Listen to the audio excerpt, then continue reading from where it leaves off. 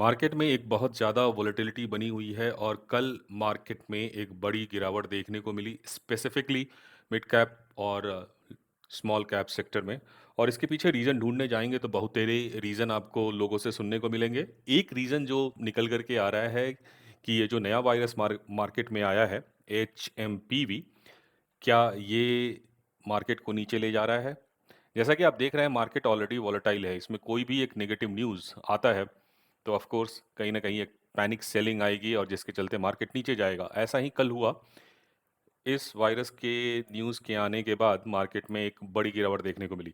तो मैंने सोचा क्यों ना कंपेयर करें कोरोना वायरस और इस वायरस को और देखें कि क्या कौन-सा वायरस खतरनाक है। जैसा कि आप देख रहे हैं, खतरा बहुत ज़्यादा है कोविड-19 से। कोविड-19 2019 में आया था और ये वायरस बहुत पहले ही डिस्कवर कर लिया गया था अराउंड 2001 में।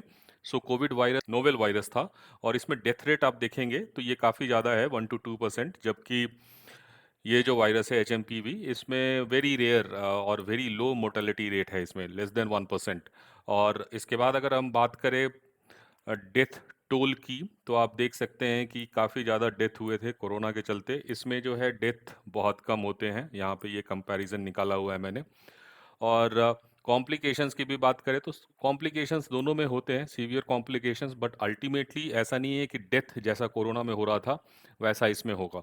और ये देखिए, यहाँ पे ये बात कर रहे हैं एज रिलेटेड मोर्टेलिटी। यहाँ पे जो है ये हाईली लीथल है इन केस ऑफ एल्डरली और पीपल विथ कोमॉर्बिडिटीज। ये कोरोना की बात कर रहे हैं, जबकि इस केस में ये मोस्टली माइल्ड है या कुछ एक सीवियर केस हो सकते हैं, बट डेथ जो है इस केस में वो रेयर है। तो जब मैंने ये एनालाइज किया तो मुझे लगा कि शायद इसी रीजन से केवल इंडिया में कहीं ना कहीं एक पैनिक सेलिंग देखने को मिली थी। अगर ये वायरस इतना खतरनाक होता तो वर्ल्ड वाइड आपको सेलिंग देखने को मिलती, लेकिन ऐसा नहीं हुआ है। तो क्या रीजन हो सकता है? ये वायरस तो रीज़न नहीं हो सकता। वायरस जो है वो, ये जो न्यूज़ आया उसने आग में घी डालने का काम किया। मार्केट ऑलरेडी वोलेटाइल था जिसके चलते मार्केट में एक बड़ी गिरावट कल आपको देखने को मिली। तो जब एनालिसिस करना शुरू किया तो ऑफ कोर्स और सारे रीज़न आप मार्केट में देख ही चुके होंगे कि हमारा जो है डेटा जो है कंजम्पशन का डेटा, और इसके अलावा बात करें तो जो कंपनीज़ के रिज़ल्ट आए थे वो ज़्यादा अच्छे नहीं आए थे लास्ट क्वार्टर में। लेकिन इन सब चीज़ों के बारे में मार्केट को पता है और इसके चलते ही जो है ऑलरेडी हम फॉल देख रहे हैं लास्ट 4-5 मंथ से। और जो मुझे समझ में आता है, मुझे ये लग रहा है कि डॉलर इंडेक्स अपने लाइफ टाइम हाई के पास है। ये देखिए आप, अभी ये 108 पे है। जो इसका लाइफ टाइम हाई था वो 112 था, उसके आसपास है। तो जब भी डॉलर मजबूत होगा, यूएस इकोनॉमी मजबूत दिखेगी, तो लोग यूएस में ही पैसा लगाना ज़्यादा पसंद करेंगे। तो एफआईआई जिन्होंने इंडिया में पैसा लगा रखा है, they will take out the money from here and will start investing in US. आप देख रहे होंगे कि यूएस के स्टॉक्स अच्छा कर रहे हैं, चाहे वो माइक्रोसॉफ्ट हो, टेस्ला हो या फिर कोई भी अदर कंपनी हो। सब ने अच्छी रिकवरी अपने बॉटम से दिखाई है। निफ्टी ने लास्ट ईयर सिर्फ 9% का रिटर्न दिया है, जबकि डाउ और नैस्डैक ने 14% का रिटर्न दिया है। तो पैसा जहाँ मिलेगा, जहाँ बनेगा, अल्टीमेटली इन्वेस्टर वहीं जाएंगे। और यूएस जबकि अच्छा रिटर्न दे रहा है, तो ये पक्का है कि इंडिया से पैसा निकलेगा। डॉलर स्ट्रांग हो रहा है against euro, against pound, of course rupee भी, अगेंस्ट रुपी भी। और हमारा रुपी का आप देखेंगे तो रुपी जो है अभी 85 रुपी के आसपास चल रहा है। काफ़ी गिरावट रुपी में देखने को मिली है। इसका असर जितने भी इंपोर्ट रिलेटेड बिजनेस होंगे उस पर देखने को मिलेगा, और ख़ासकर गवर्नमेंट क्रूड ऑयल इंपोर्ट करती है। और ऑयल के प्राइसेस जो हैं इंपोर्ट रिलेटेड बिजनेस के थ्रू कि डॉलर इंडेक्स टर्म में हम बात करें तो हमें ज़्यादा देने पड़ेंगे, जिसके चलते इन्फ्लेशन भी कंट्री में बढ़ेगी। और आप देख रहे होंगे कि कंटिन्यूसली हमारी कंट्री में इन्फ्लेशन ज़्यादा बना हुआ है, और जब इन्फ्लेशन ज़्यादा होगा तो ग्रोथ पे इम्पैक्ट पड़ेगा, क्योंकि गवर्नमेंट जो है पैसे को सक करने के लिए इंटरेस्ट रेट बढ़ाएगी। और जब इंटरेस्ट रेट बढ़ाएगी, मार्केट में पैसा उठाना आसान नहीं रहेगा, तो ग्रोथ भी कहीं ना कहीं सफ़र करेगा। तो ये सब रिलेटेड है, और इसलिए कंपनी के रिजल्ट अच्छे आते देखने को नहीं मिलेंगे आपको, कंजम्पशन लो होगा, और यही सारी चीज़ें हुई हैं ऑफ लेट। तो जब तक ये डॉलर जो है नीचे की ओर आना शुरू नहीं करेगा, तब तक आप देखेंगे कि मार्केट में ऐसी वोलेटिलिटी बनी रहेगी। अब होता क्या है कि जब ये मार्केट से पैसा निकल रहा है, FII by and large large cap में इन्वेस्टेड हैं, तो लार्ज कैप ही सबसे ज़्यादा सफ़र कर रहा है। रिलायंस जैसे स्टॉक्स में गिरावट आपको देखने को मिलेगी 20-25%, एशियन पेंट्स में 30%। आप देखिए बड़ी बड़ी कंपनी पिछले 3-4 साल से इन्होंने कोई रिटर्न नहीं दिया है और इनमें गिरावट भी काफ़ी देखने को मिली है।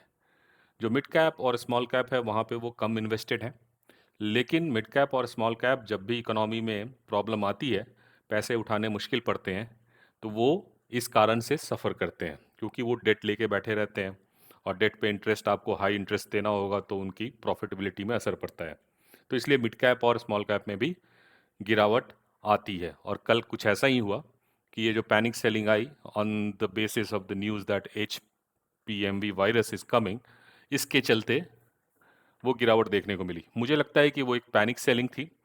जब तक फंडामेंटली कुछ चेंज नहीं होता, ऑफ कोर्स ये सारी जो न्यूज़ हैं, डॉलर इंडेक्स एंड ऑल, ये सब न्यूज़ बने हुए हैं। हो सकता है कि मार्केट में यहाँ से गिरावट आए, उसके लिए हम टेक्निकल एनालिसिस निफ्टी का करते हैं। लेकिन ये मौका है, यहाँ से मार्केट गिरता भी है, कहाँ तक जाएगा? 22,000 तक जाएगा। अगर कोई डीप रिसेशन आना होगा, तो वो वर्ल्ड वाइड आएगा, इंडिया अकेला नहीं रहेगा उसमें।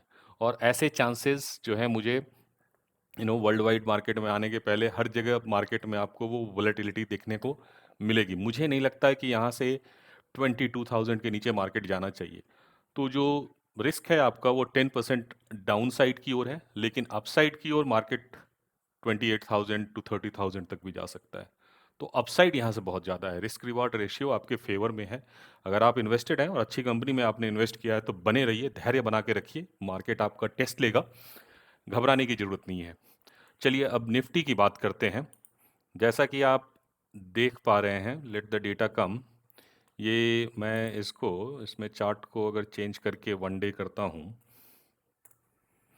तो कहीं ना कहीं आप देख रहे होंगे इसमें कि ये जो है एक पैटर्न बना रहा है, हेड एंड शोल्डर पैटर्न। ये देखिए आप, ये शोल्डर लेफ्ट साइड, उसके बाद ये हेड बनाया इसने और उसके बाद ये राइट शोल्डर है, यहीं पे ये अटका हुआ है। तो हेड एंड शोल्डर पैटर्न बना है और उसके बाद अगर हम ट्रेंड लाइन यहाँ से ड्रॉ करें नेक नेक लाइन के अराउंड, तो आप देख सकते हैं कि ये इसका नेक लाइन है और कहीं ना कहीं इस पॉइंट के नीचे अगर मार्केट जाता है, जो कि 22,900, मार्केट अगर इस पॉइंट के नीचे गिरता है तो फिर आपको एक ये गिरावट बढ़ती हुई देखने को मिलेगी।